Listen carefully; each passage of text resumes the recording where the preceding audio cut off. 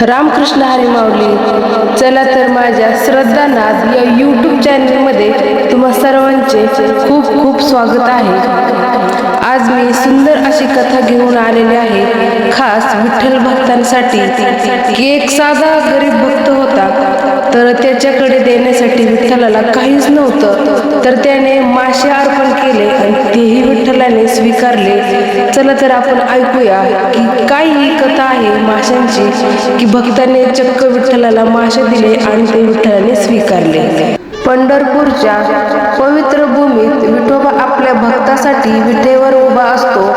पण त्या दिवशी एक घटना अशी घडली जी आजही लोकांच्या डोळ्यात पाणी आणते. एका छोट्याशा गावात एक गरीब मच्छीमार राहत होता. त्याच्याकडे धन नव्हतं, मान नव्हता, पण एक गोष्ट होती, विठ्ठलावर जीवापाड प्रेम. रोज तो नदीत जाऊन मासे पकडायचा, उन्हातानात कष्ट करायचा. पण प्रत्येक संध्याकाळी आकाशाकडे बघून तो म्हणायचा, देवा, सगळ्यांकडे तुला देण्यासाठी काहीतरी आहे, पण माझ्याकडे काहीच नाही.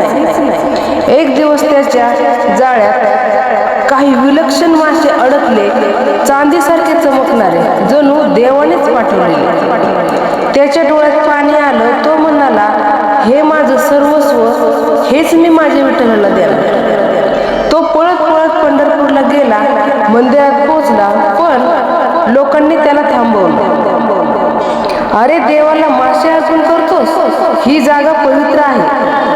हसणं, टोमणे, अपमान, त्या प्रत्येक शब्दाने त्याचं हृदय तुटत होतं. तो मंदिराबाहेर बसला, हातात ते मासे, डोळ्यात अश्रू आणि थरथरत्या आवाजात म्हणाला, देवा, मी अडाणी आहे, मला नियम कळत नाही, पण प्रेम खरं आहे रे माझं. पण त्या क्षणी वेळ जणू थांबली. वाऱ्याची एक हलकी झुळूक आली आणि अचानक त्याच्या समोर प्रकाश पसरला. त्याच प्रकाशातून विठ्ठल स्वतः प्रगट झाला. भक्त थरथर कापू लागला, देवा, मी अयोग्य आहे, माझं अर्पणही अयोग्य आहे. विठ्ठलाने त्याचे हात धरले आणि प्रेमाने म्हणाला, अयोग्य तू नाहीस, अयोग्य विचार आहेत लोकांचे. तुझं प्रेम इतकं शुद्ध आहे की मला स्वतः यावं लागलं. भक्ताच्या हातातील मासे ते विठ्ठलाने घेतले. सगळ्यांना वाटलं की आता तो दूर फेकून देईल, पण असं झालं नाही. पुढच्या क्षणी जे घडलं ते पाहून सगळे थरारले. विठ्ठलाने ते मासे आपल्या कानामध्ये अलगद घातले. सगळीकडे शांतता पसरली. विठ्ठल म्हणाला, हे मासे नाहीत, हे तुझ्या प्रेमाचे दागिने आहेत. मी हे कायम माझ्या कानात ठेवे, जेणेकरून प्रत्येक वेळी वारा वाहेल तेव्हा मला तुझी आठवण येईल. भक्त रडू लागला, पण त्यावेळी हे अश्रू दुःखाचे नव्हते, ते होते आनंदाचे आणि समाधानाचे, परमभक्तीचे. मंदिरातले लोकही खाली मान घालून उभे राहिले.